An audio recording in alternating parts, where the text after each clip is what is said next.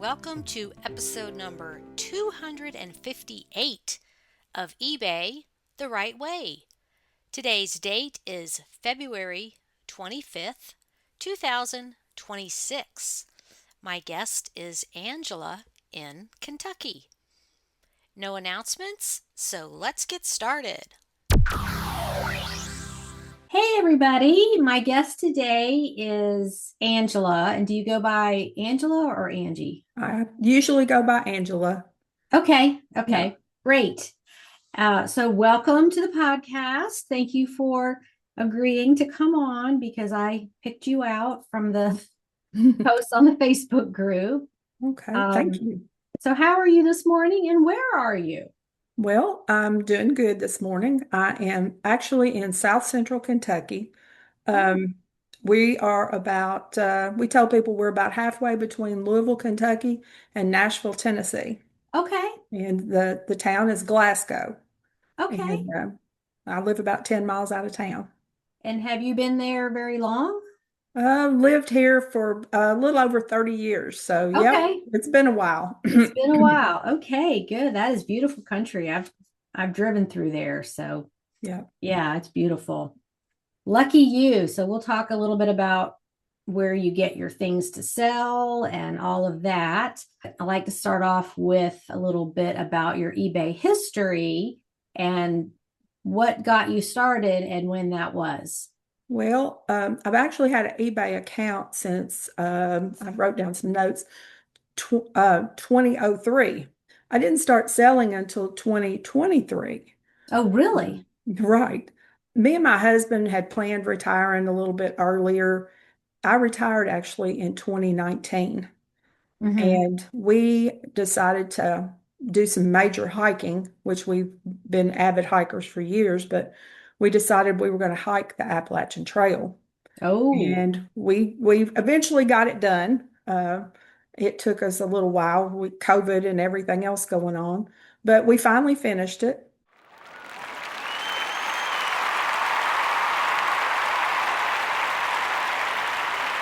And we finished in 2022. And mm-hmm. after that, it was like, what am I going to do with myself? I wasn't working. I was looking for something to do. I was doing all kinds of crazy stuff, putting together puzzles and just whatever to keep me entertained. And I have a family member that got into eBay really big, and she does a lot of vintage or high dollar clothing, and she Mm-hmm. really does well with it. I thought, well, I could maybe do that. Well, I found out clothing is not my niche at all. I pick out things that I like that nobody else likes, apparently. So I finally gravitated more toward glassware and vintage items. So at this point, just getting into the eBay has really helped. I went into it with thinking, okay, I'm going to make enough money to pay for my health insurance, Mm-hmm. and so I've done that, and just kind of kept going with it. It gets addictive. What can I say? Do you remember the first item you ever sold? I do. I had gone through the house and compiled a bunch of things that I thought I could live without. And it was a tiny little Corningware bowl with a lid on it. It was Mm-hmm. about 6 inches square, cute as could be. That was the first item I sold. Do you So, remember how much it sold for? oh, it sold for maybe, $15, $16. It wasn't Okay. much, but, Well, but I got it everybody out has of the that house. first one. Yep, got it out of the house. I had a lot of things, and I actually had compiled things and had them upstairs in the bedroom on the bed and called the kids one time when they were all here and said, okay, come up here and look at this stuff. If there's anything you want, take it. And if you're not taking it, I'm going to sell it or donate it or it's out of here. Hmm. So they took a few things, but then I started selling things from here in the house. And then, Well, and that's the way most people start is get rid of what you're not using. So right. now back to the Appalachian Trail. Did you do that all in one shot or did you do it in pieces? We did a lot of it in pieces, but the pieces were like we were gone for 30 days. We were gone for a couple of weeks. We were gone for 6 weeks. The last time that we were out, we were gone for 4 months. Oh, So Yeah, we did it all kind of in sections, but we did it in the time frame that you are allowed through the Appalachian Trail Commission to be considered a through hiker and to be considered for they call it the 2,000 miler club. So we had registered with them and we did it within their guidelines and got it done technically So in a year. I think I know the starting point down in Georgia. What is that area? Amicalola Falls. Yeah. Yes, I knew it started with an A. I couldn't recall Yeah. it fast enough. Yeah. So, so you just hike what you're going to hike and then remember where you left off, and then you drive back to that point to start again. Is that how it Yeah. works? Yeah, you can do that. A lot of people will start and just hike all the way through and never Mm-hmm. stop. And we kind of actually started with that in mind, but we hiked for about 33 days. We made it to Hot Springs, North Carolina. Mm-hmm. Uh, Oh, nice. from Did you enjoy the hot springs while you were oh, there? oh no, we actually COVID had started really ramping up and they were telling everybody that they needed to avoid this and avoid that. And Mm-hmm. we finally decided we were just going to go home. So just a little bit north of Hot Springs, we had our son-in-law at the time, he come picked us up because we didn't even have a car. We were just hiking. And we made it right about 300 miles when COVID Okay. put us off the trail. We waited and tried to get timing and seasons and everything right. We decided we were going to go to Maine at that end and Mm-hmm. hike south. So we did Okay. that for about 6 weeks. And then a little later on, we did, 2 weeks back down south, another 2 weeks back down south. And then the last we did, we started at, let's see, Damascus, Mm-hmm. Virginia, and went from Damascus, Virginia to Gorham, New Hampshire. Okay. And hiked. It took us about 4 months.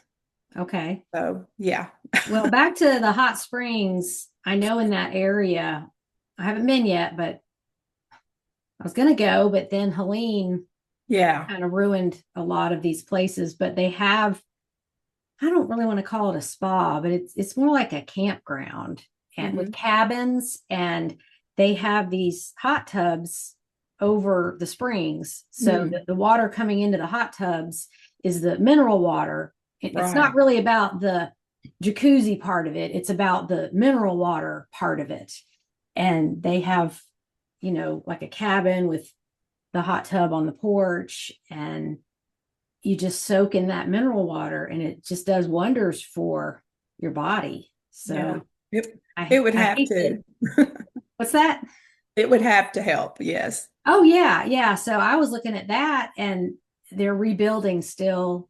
Some of them are partially open, but it's still a Mhm. mess in that area. It's going to take a while, but It anyway. is.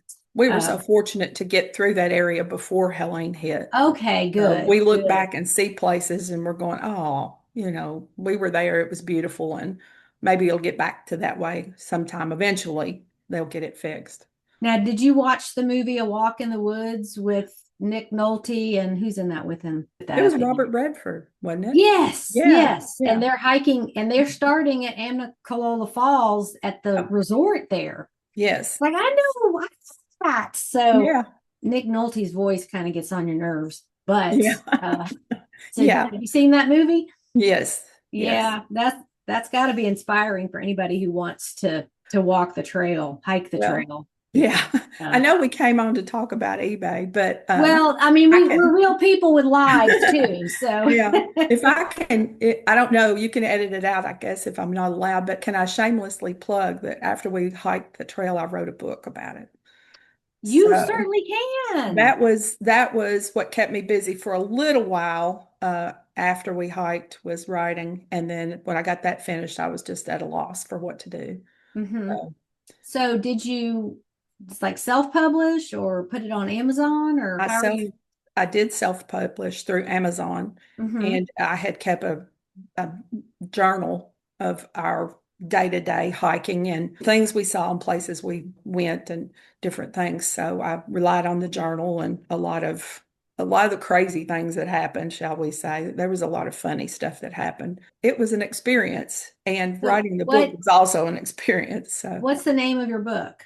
the book is called The Mountains Called and We Went. Oh, I love that. So, yeah. Good for you.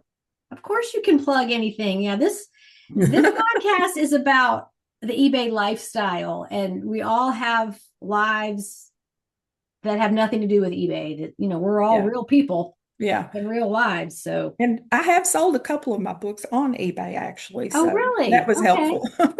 Okay. Well, good for you. What a great thing to do in your retirement. I've written books too, and it's a commitment. Oh And yeah, some and I have days, one of your books. oh, yeah. And Yeah, I some have. days you just don't want to, like, I can't look at this right now. I got to go do something else. And you put it down, you come back to it, and the spirit has to move you to write. And Mhm. you'll just be out taking a walk, and thoughts just drop in your head. And I put them in my phone so I don't forget. But Yeah. for anybody that's never written a book, you have to wait to be inspired, and Mhm. it comes out a lot better if you just go with the flow of that inspiration. But it how long did it take you to write it? Let's see. We finished the trail in July of 22, and I got it published in September of 23, I think. Okay, yeah, about a So it year. took a little while to, Mm-hmm. I'd write and I'd go back and read and I go, oh, wait a minute, that doesn't sound right. Mm-hmm. I would write again and my husband was going, how do you remember all that stuff? And I'm going, well, I'd written it down and I've wrote it down so much in the book that he'll start talking about something and I'll go, whoa, it was here, don't you remember? And he's like, Right. no, I don't remember. I don't know how you remember. So the ones you sold on eBay, those were hard copies, right? They were paperback. Yeah, I That's what got I a hard mean. copy, paperback. Yeah. They don't allow digital works to be sold No, anymore. no. So you actually have to have it printed, which is an upfront cost, and then put it for sale on eBay, Right. Yeah, right? so I had bought some, you can buy author's copies through Mm-hmm. Amazon at a reduced rate and then you can sell those. So I had bought a few of those. Okay. Well, that is a wonderful accomplishment. Good for you. Yeah, I'm glad we did it. I wouldn't do it again. I hear you on that. Okay, well, do you want to talk about some of the things that you've sold recently, and the stories behind those? Oh, yeah. Recently, a couple of things that I had put on the Facebook page. The pocket watch was my last one that was a really crazy sale. I was looking at an online auction and they had a sewing lot, and I could tell from the picture it had, crochet hooks in the packages. It had some patterns, and I'm thinking, well, it's probably got, some safety pins and needles and all that stuff. And I do several craft things and do repairs of this, that, and the other. And I thought, well, I could use that.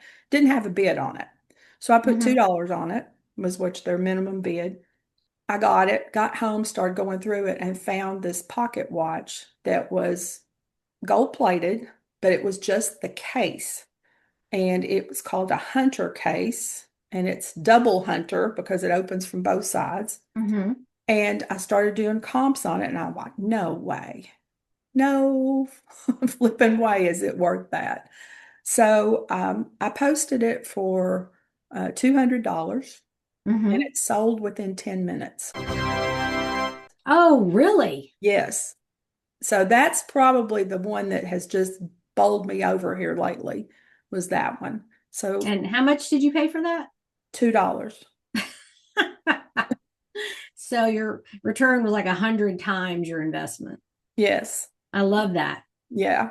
So that was a big win. So that one just happened, like a week ago, Mm-hmm. something like that. Oh, okay. Yeah, that was very recent. A little while back, I think it was before Christmas, I had gone to a church sale. They have a church sale pretty often in a town that's pretty close to us. And they had half price day. So I picked up a bunch of glassware there. I get home and I wash it up. And one of the things I found was a set of 8 Lenox Moonspun was the pattern. And they were Mm-hmm. iced tea glasses, I think. I had paid $2.50, I think, for that box. And I sold it for 179. So I yeah. love that. And so no issues shipping. You don't mind working with glass, shipping it? No, actually, I don't. I'm fortunate that we have some good neighbors who give me a lot of their packing materials and their boxes. And I have a good friend that the job she works at, she gets a lot of really good packing material. And instead of them putting it in the dumpster at her work, and instead of her having to break down boxes, she's more than happy for me to come and get them. So, and they're good sizes. So I get a lot of my packing materials there from Good. that and do recycling.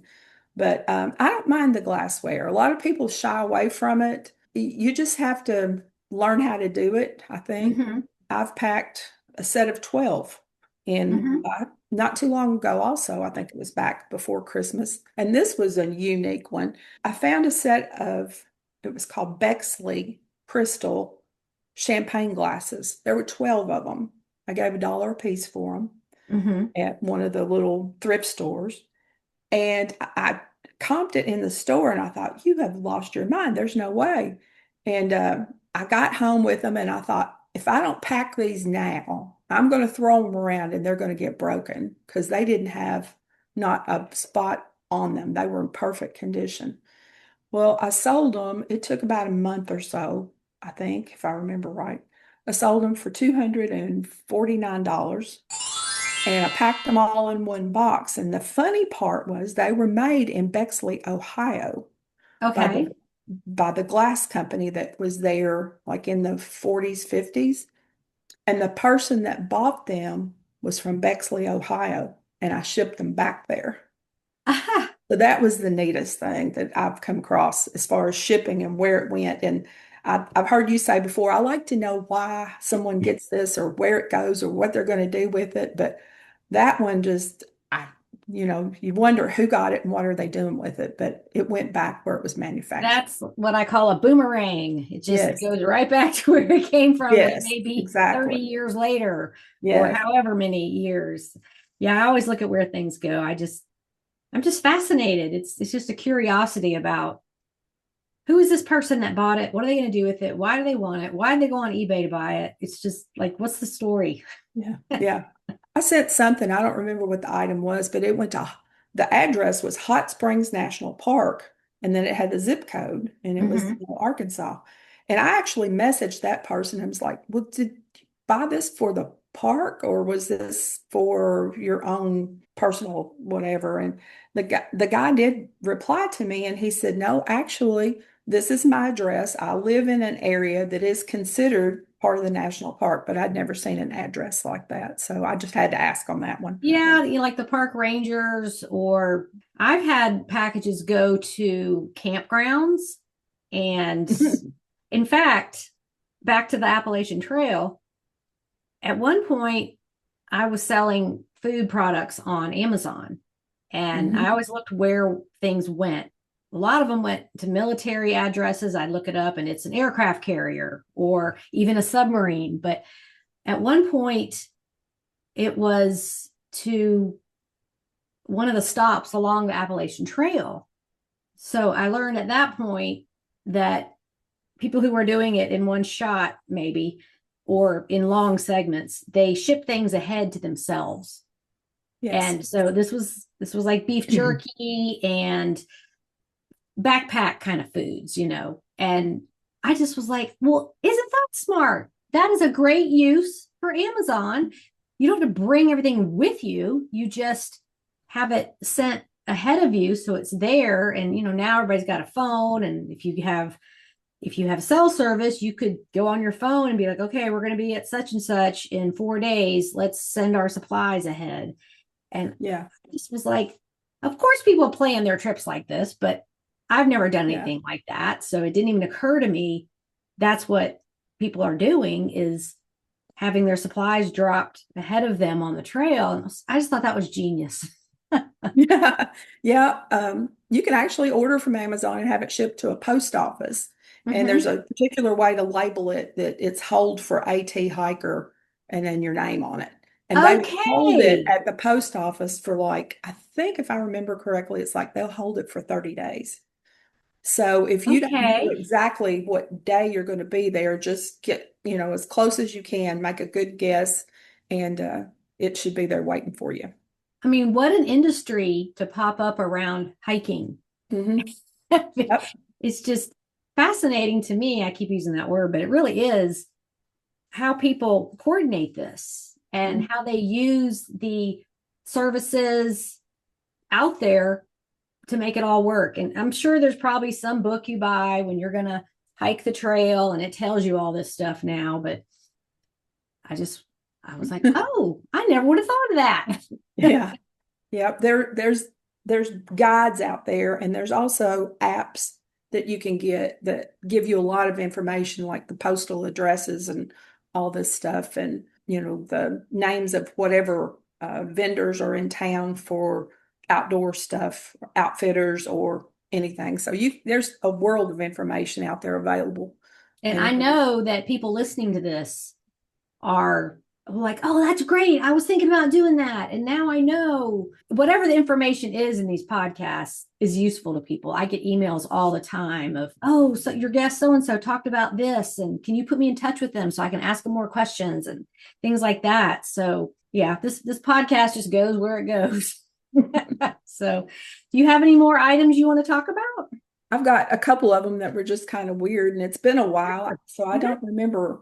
It's probably been a year or more since I sold a couple of items, but it was just things that were amazing to me. I found an old accordion from the 1940s. Oh my God. And it was in an estate sale, and it had been $50, but I was there on like the last day, and it was everything marked half price. And I had done my comps on it, and I thought, okay, it might do okay. So I ended up buying it for $25, and I sold it for $250. Oh, Yeah, sold it for $250. It took about 4 or 5 months to sell it. It went to Texas, and I was pretty happy with that one. But it was kind of a shipping issue. that was my next question. Was it a regular size, full size one? It was a big one. So I've had to really stop and think a few times. I look at something and I go, oh my, that's awesome. And I'm like, wait a minute. I have to ship that thing.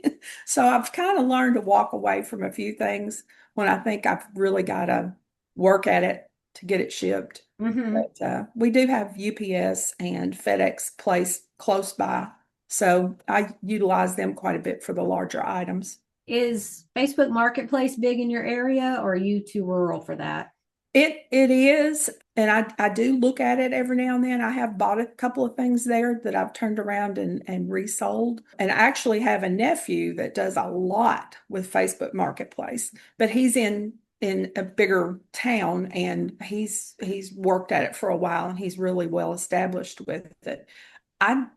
For me, I'd rather not have to go meet people and wait on them and, do that kind of stuff. I'd rather kind of still be behind the scenes and pack it up and throw it in the mail. I am on board with that. I get requests sometimes. Oh, I'm one zip code over. Can we meet? And I just had too many of those blow up where, okay, sure, you go and you meet and they don't show up. Or even if it's, porch pickup and you get it all ready and they just don't come. Yeah. And it's very frustrating because Yeah, there's no governing body. Well, you can report people for being a no-show, but they just open a new Facebook. They don't care. Yeah. There's no Facebook Marketplace police that's gonna help you when people don't show up. And it can be annoying and a time waster. Yeah, exactly. Yeah. Now, I've talked about a lot of things that I've sold that has made, good money, shall we say. But I also have a lot of things listed that are, the $20 item, the $15 item. And I've heard you say a sale is a sale. And that's true. You might only make $10 off an item, but hey, that's $10 you didn't have before. Well, if you get 4 of those in a day, 80 a day, that's $2,400 a month. Right. So you just have to look that whole, what is it? A journey of 1,000 miles starts with a step, and you just keep putting those steps in there and watch it accumulate. So I never poo-poo any sale because they all add up. Exactly. And it's good for the algorithm.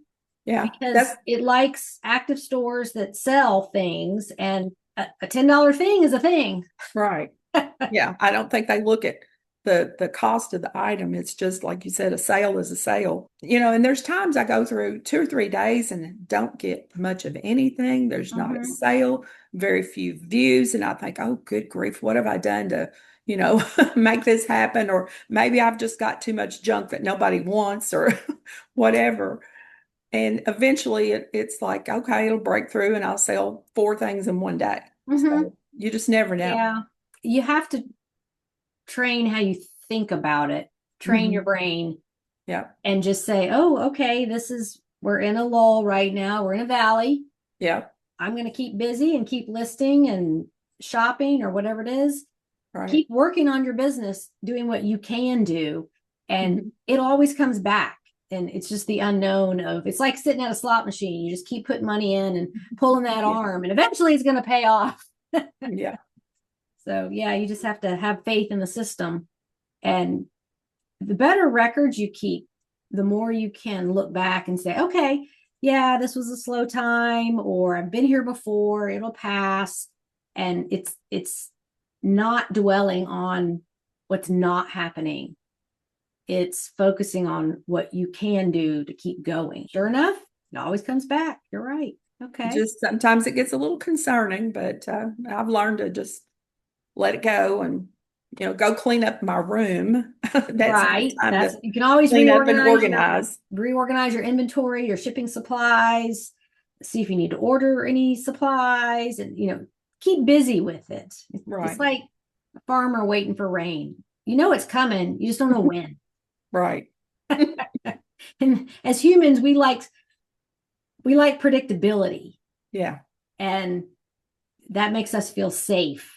And eBay's kind of not that. No. Very unpredictable. Okay. Now, where do you get most of your things to sell? Usually I get most of my stuff from thrift stores, from Goodwill occasionally, estate sales and online sales.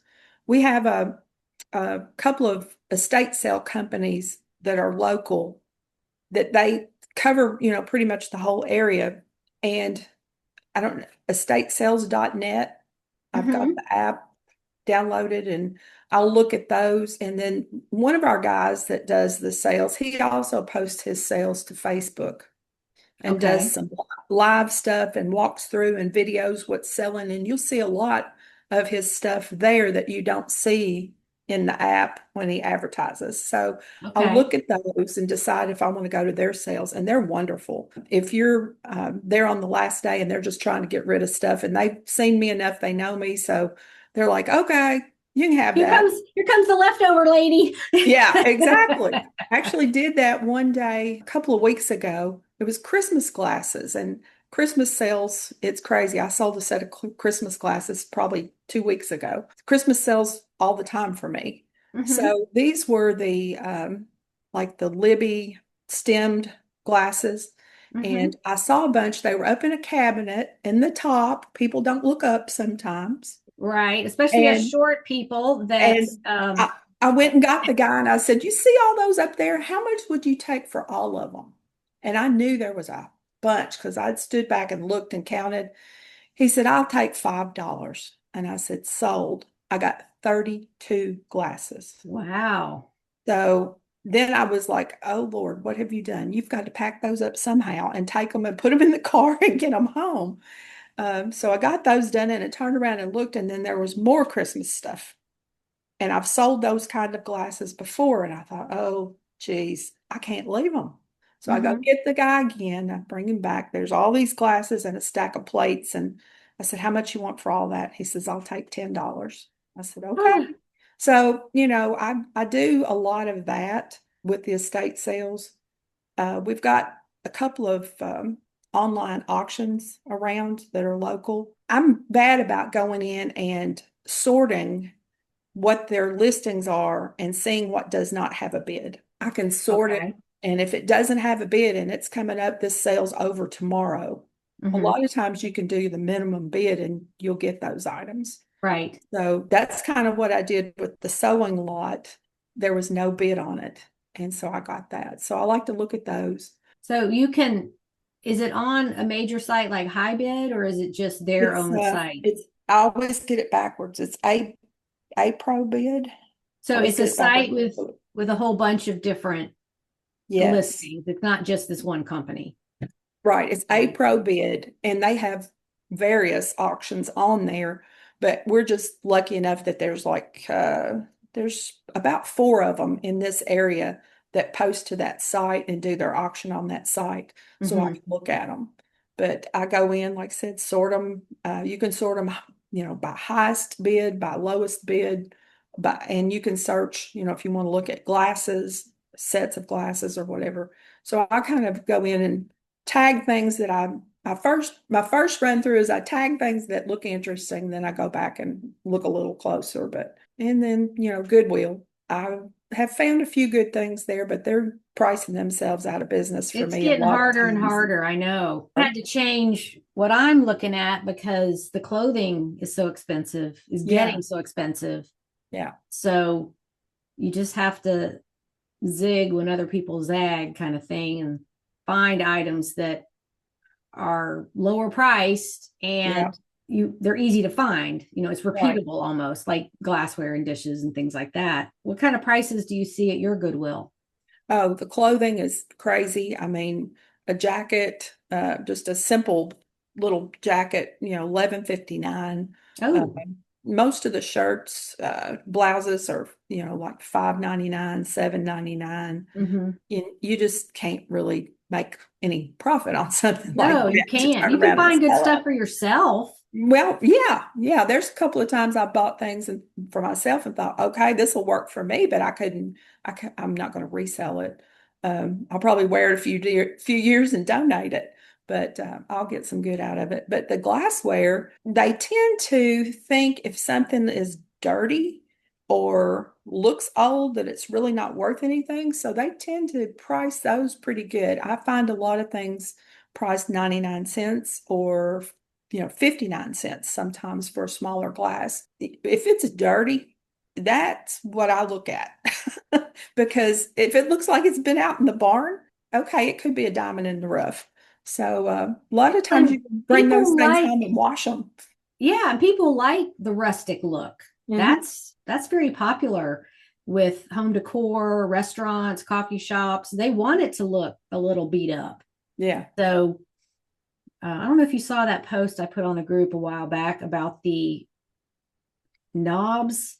They were drawer and cabinet knobs, and I don't think they were brass.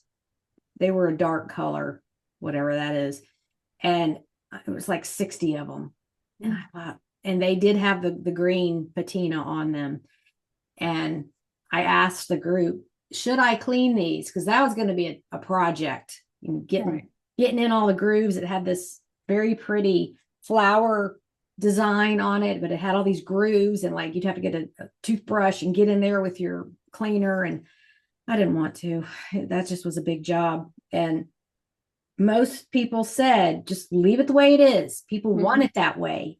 Right. They're going to do something with it, repurpose it, make a craft or make jewelry, or just put it on cabinets like that if they're redoing a piece like a hutch or a dresser drawers or something.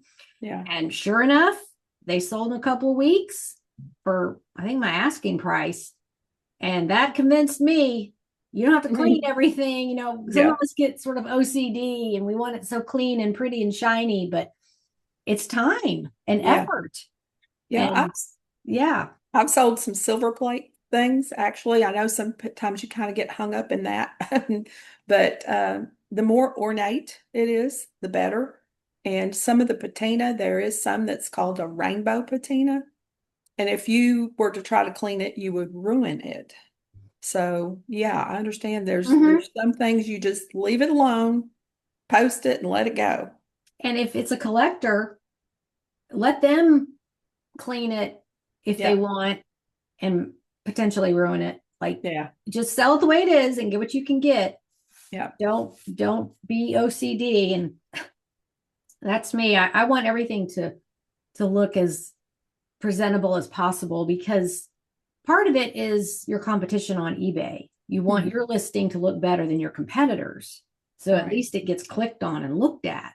Mhm. But it doesn't really seem to matter if your keywords are vintage, rustic, patina, put those words in the title to get those people who are looking for those things. And Yeah. that takes a lot off of our plate. Yes, it I does. don't mind cleaning, but if you don't have to, use that time to get more listings up or go find more stuff or something. Well, I kind of developed a shortcut on cleaning glassware too. Okay. If it's not too terribly dirty, I keep a spray bottle with vinegar and water and a microfiber towel, and I Mm-hmm. can make them look all pretty and shiny without going through the dish soap and the, dishpan hands and all that. Every now and then you've got glassware that needs the soak in the hot water to get the labels off and this, that, and the other, the stickers. But if I can just give them a quick wipe with the spray bottle and the vinegar and water and set them up and take their picture, I'm going to do that as much as I can because Mm-hmm. it saves a lot of time. Have you ever tried a hair dryer on those stickers? Nope, actually, I That haven't. is a great time saver. Hmm. So you just get your hair dryer and blow it on you got to get like one corner of the sticker up and then Yeah, do the hair dryer and then back it off, actually, peel it a little bit, do it again. And then if you use I think it's 90% alcohol mhm, with a cotton ball to get the residue off, that works wonderfully. People yeah, all have all their own tricks, but that's yeah. my process. That I hair dryer is, and it works on, cardboard. It works on anything without ruining it. Yeah, I think I have used it on cardboard before. I Mm-hmm. got like a vintage game that I had sold, and I've sold several of those. Actually, I just remembered, I this has been probably a year or more ago. There was a stack of old games that just looked horrible that was in one of the online auctions, and I got that bid for $1, and Oh. I sold everything in that stack. Ended up selling everything in the stack. And I don't remember exactly how much it brought, but I know it was probably $100, give or take a little bit. Mm-hmm. But I did use a hairdryer on some of those labels of getting off the cardboard, and it worked very well. The glassware, sometimes you can just whip a label off and it's okay and it doesn't leave Right. any residue, but sometimes you just have to, and usually my glassware is probably dirty anyway. So, Mm-hmm. and the vinegar and water, if with the microfiber, will actually take off a minor label deal. So Okay. it works Hey, pretty we got good. to have all these tricks Yeah. to get those stickers off. Yeah. I don't like the ones at Goodwill that are scored Oh, and yeah. they put it like on the bottom over the hallmark or the Yes. brand name. And I keep one of those. It's called a Scotty peeler. It's like Hmm. you probably have it. I keep one of those with me when I'm shopping so I can get that up enough to see what's under it. Because I'm not going to Right. buy it if I don't know what it is. Right. And You I have don't know to. why they can't figure out a better way to do those stickers. And also, Yeah. you have to pick up the item and flip it over and look at the bottom. And the more times you have to pick something up, the more opportunities for it to be dropped and broken. Hmm. So I just don't know why they aren't smarter about that. Yeah. I, I'm with you on that. The labels are horrendous, but usually hot soapy water, soak them a few minutes, and most Mm-hmm. of the time I'm going to have to clean the glassware because if the glassware looks like it's been in the barn, it's probably pretty good. I'm going to look at it a lot closer because Right. it's probably older. It's been Yeah. stored somewhere, and yeah, the older, dirtier the glassware is, the more it excites me because I want to look at it and see what it is. Well, and there have been sellers on this podcast that bought a property or bought a home, and there's a barn on the property, and it's just full of stuff. The Yeah. previous owners, maybe they passed away, whatever. There's all this stuff in the barn. I know Tina Wozniak is one of them. She's going through this barn that came with a home they bought, and like your own treasure trove. Although she does go to Goodwill for boredom busters. And Marlene, the horse lady, she's got a barn full of stuff. And I just feel like what a blessing to have all this inventory just right there. Yeah. And eventually at some point, somebody's going to clean it out and maybe donate the stuff. And then we come along, like you said, maybe the dirtier it is, the older it is, and the more valuable it is. Yeah. I Yeah. just, I don't think thrift store employees think like we do. They just have this back room of intake stacked to the ceiling of stuff that they have to get out onto the floor to get it sold. And Yes. I usually ask the managers when I'm in a Goodwill I've never been to, it's like, well, how many items do you sell a day? And they know how many items are donated and put on the floor and sold, because that's, they need to know their numbers. But one told me a couple of weeks ago, they're like, well, we bring out a rack of clothes every 15 minutes, and there's 100 items on each rack. And that wasn't even counting what I call the junk in the back, all the Yeah. breakables and lamps and all that kind of stuff. So just the sheer volume of what they get must be overwhelming. Mm-hmm. And maybe they do know a few things of what's hot or might be valuable. I think they have magnets back there where they, if it doesn't stick to a magnet, then it's precious metal in it. So I think they go through it with magnets, pulling out the junky stuff. And then what doesn't get picked up, they know is more valuable, jewelry or flatware, that kind of stuff. But then again, maybe not, because people are out there finding this stuff. It's like, how did that get through intake? This 925 sterling silver thing. How did that even get out here? Oh, that reminded me of another thing that I found that was amazing. And this has probably been 6, 8 months ago. I was in a local store here and looking at Christmas stuff they had just sitting up. And I looked up and I saw two glasses or crystal champagne flutes is what they were. Mm-hmm. I looked up, saw those and went, ooh, those are very pretty. They were so shiny. And I thought, oh, that's got to be some good stuff. I got it, looked at it, and on the foot of it, very carefully, I looked, it said Waterford. Oh, nice. And there were two of them, and they wanted $5 for the two of them. So I got those, and I told my husband I felt like a thief when I walked out the door. You're like looking around. Does anybody see me? And Right. like running in your car. So I sold both of them before Christmas, but it come to find out they were two in a set of 12. It was supposed to be like 12 days of Christmas. And I had number 11 and number 12. And they had little charms on the stem. And this charm matched an etched figure that was on the flute itself. Mm-hmm. So I sold both of those, and yeah, that they didn't know what they had. Right. Somebody just thought, oh well, these are kind of, they're Christmassy and they don't look all that great, and we'll just stick them up here. So, well, and it's such a mixed bag, because plenty of sellers have been on this podcast and like, I don't find anything at Goodwill, or it's priced too high. I'm not doing it. I'm not going there anymore. And then other people, they keep finding stuff all the time. mm-hmm. And I just don't think there's any rhyme or reason to it. Maybe it's just the employee that day just is like, oh, I only have an hour left. And they just put whatever price on stuff, and they don't know. They're not paid to know. They're paid to put things out on the floor or be the cashier or whatever. And it's not going to affect the money they're making if they recognize a $300 item. They're not going to get paid anymore. Mm-hmm. So it's weird. They'll either overprice something that's, nowhere near worth what they're pricing it, or they're going to underprice it. So there's no rhyme or reason sometimes. Yeah, it's your mindset. And mine is always, what is out here waiting for me today? Mm-hmm. I'm going to find great things today. I can't wait to see what shows up. And sometimes it's just been put out. Mm-hmm. And sometimes it's been there for 6 weeks and nobody's picked it up.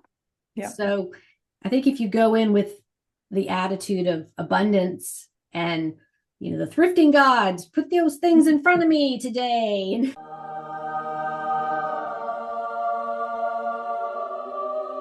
always. Well, I have walked out of a few stores here.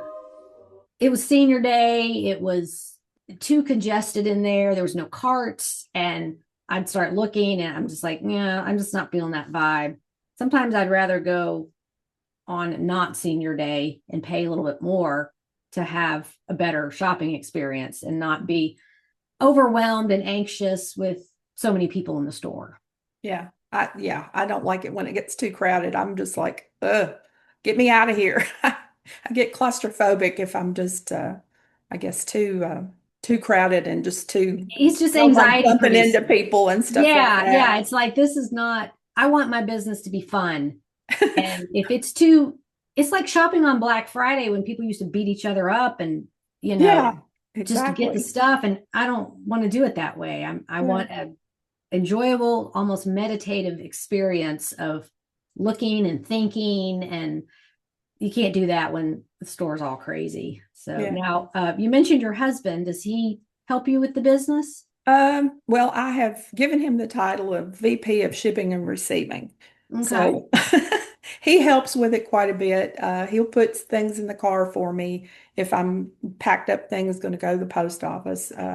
He will take things to the mailbox if it's small enough, it's going in the mailbox, or if I've got something ordered that's related to whatever, he's always, going and getting it and bringing it in for me. So he does quite a bit to help me that way.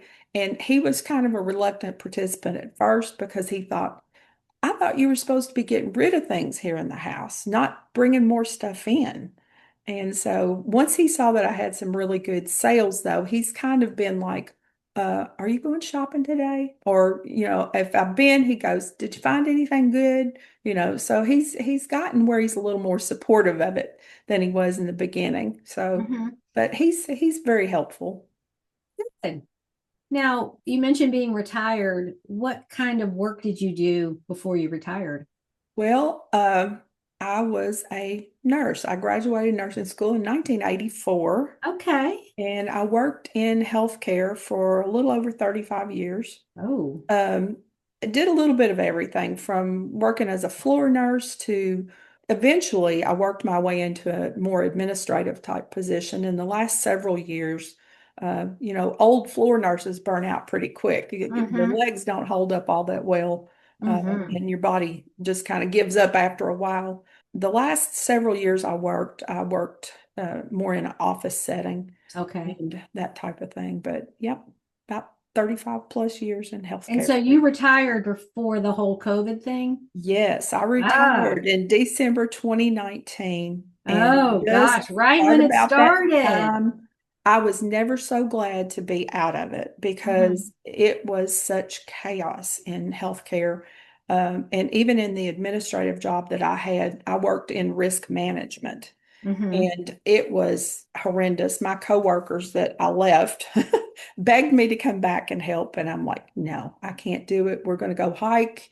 And then we ended up leaving the trail anyway. But no, I was really glad to have retired when I did and avoid a lot of it. I So think that was divine intervention. it must have been. I think I you're right. remember back in December of 19, I was out having lunch with my son, and he was talking to, I didn't know anything about this was going on in China and wherever, and all the people stranded on the cruise ships, and they were doing YouTube videos about being stranded and they couldn't get off because they were trying to contain the virus. And Mhm. I didn't know anything about it. And then we get into March when the world went crazy. And so, Yep. yeah, that was very lucky for you to be Yep. out of that mess. And Mhm. like, you didn't have to make a decision about it. You just were already Exactly. out. Yes. Yeah, that's a God wink right there, I think. I think you're right. Okay, well, we have made it through our time here. Do you have any last words for the listeners? Maybe how to get started, how to keep going, or anything? Well, I think, like everybody usually says, look at what you have in your home that you can live without. That's a good place, I think, to start, especially things you've had for a long time that you know the kids are not going to want it. They don't care about this stuff most of the time. That's a good way to get started. And I Mm-hmm. think the other thing is just you don't have to buy something every time you go somewhere. Mm-hmm. Just keep your eyes open and try to be selective about it. And I didn't really do that much in the beginning. And I try to be more selective now, even though I still come home with too much sometimes. But just try to be a little more selective about what you've got. And if you keep at it long enough, you will find your niche. It, Mm-hmm. it just kind of comes to you. It's I the never Goldilocks method. You just keep trying until it's just right. Exactly.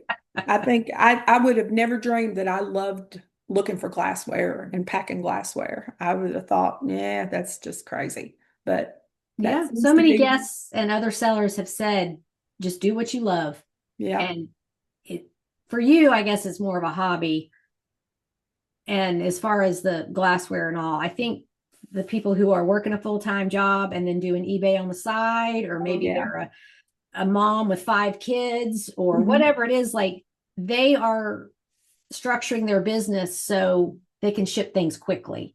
That's It's true. not that, oh, I hate glassware, I don't want to do it. It's just, it's all about time. And It is. when you have a full-time job or a bunch of kids or you're a caregiver for an elderly parent, you just don't know what your day is going to be like and how much time you're going to have. So Right. I'm looking at more of that breakable stuff now because the way our Goodwill does it is they just have a sign of what the prices are. They used Hmm. to tag every single item, but Hmm. they just do coffee mugs, 49 cents, dishes, 49 cents. And then their method is if the date on the sticker, if the item does have a sticker, if it's more than 4 days old, then you get it half price. Oh wow. But you have to tell them. It doesn't just ring up with the barcode. You Yeah. have to say, oh, this one is eligible for 50%. And they have to do this whole thing and get the manager and all this stuff. I didn't realize that when I moved here to this new location, but now I'm looking for those stickers with the dates. It's like, oh, this will be 50. So you don't even have to go on senior day if you can do it like that. Right. I've sold several things that I paid 50 cents for $20. Yeah. And yeah, I'll do that all day long. And they're small or gift items. They're easy to ship. They're linens. Hmm. So, like you said, just find what you like. Hmm. I think every seller will agree with that. Yeah. So, well, anyway, what do you have planned for the rest of your day? Well, I need to go to the post office. I've got a few items I packed up this morning I need to sell, and I'm going to go get my daily walk in. I still Good. walk, try to walk 4 or 5 times a week at least. And so my husband's out this morning doing his usual. He loves to fish, so he's fishing this morning. Oh, good for Anyone him. that So you knows must have the giant snowstorms must be over for a little bit. yeah, Um, did you I get a think whole bunch on that one that came through a couple weeks ago? we did. We got quite a bit of ice and snow. Probably here where I live, we got 3 or 4 inches of snow. Mm-hmm. But the ice on top of it was a doozy. The roads were slick. We stayed home for a couple of days, got a little cabin fever. It melted off relatively quickly. We have a good road department in our area, and they Good. were out grading and salting and doing all the stuff that they needed to do. So yeah, we were fortunate we did not have enough ice to affect the power lines, so we Mm-hmm. kept our power the whole time. So that was good. Some people just south of us weren't quite as fortunate. They were without power for a week or two, Yeah, out I in have a rural sister areas. in Murfreesboro. She just moved there from Atlanta to be closer to her daughter and grandkids. And just, yeah, the pictures, they didn't lose power either, but it was nasty. And then that second thing that came through, I think it was January 31st. Here in South Carolina, upstate, we got 10 inches. And I did not leave my home for a solid week Yeah. just because it kept thawing and refreezing and schools were closed. And like, if schools are closed, I'm not going anywhere. We're all ready for spring. So yesterday it was in the 70s. A week ago, it was like 12. Mhm. Yeah. So, Today it's like in the 50s here. I think a couple of days ago it got close to 70 degrees here. Yesterday was a little cooler. Today's yet a little cooler, but today's still in the 50s and it's nice mhm. and sunny, so it's tolerable. Yeah, it's going up to the mid 60s here today. So anyway, we've gotten off on many tangents, but that's what we do. We talk about our life. So Yeah, I'm good at doing that anyway. yeah, I will let you go and do your day. Thanks so much for coming on and talking about your business. And it was really nice to meet you in person Yeah, it's nice to meet or you. in person virtually, whatever this is. There you go. So, okay, well, thanks again, and we'll see you on the group. Okay. Thank you. Bye. Next week, my guest is Marla, who is a veteran eBayer. She started back in the early 2000s, and her business has been evolving all this time. She is very helpful in the Facebook group answering questions. I hope you will join us next week. Thank you so much for listening. I hope you have a profitable and productive week on eBay. Bye, everybody.